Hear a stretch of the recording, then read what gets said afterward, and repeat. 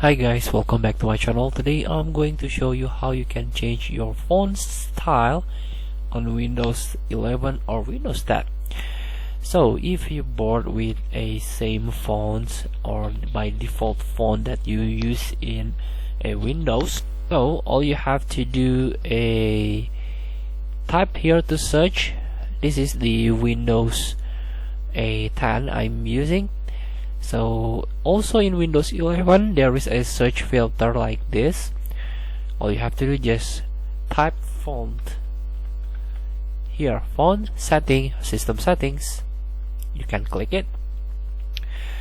So if you have a custom font that you download from some sources in website, you can drag and drop to install. Here you can get more font in Microsoft Store also, and this is the available fonts that you can install.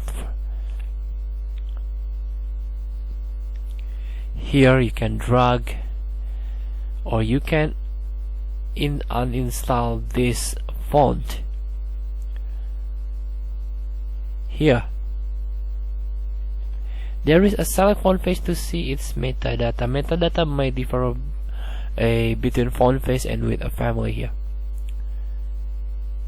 So you can uninstall or you can try it.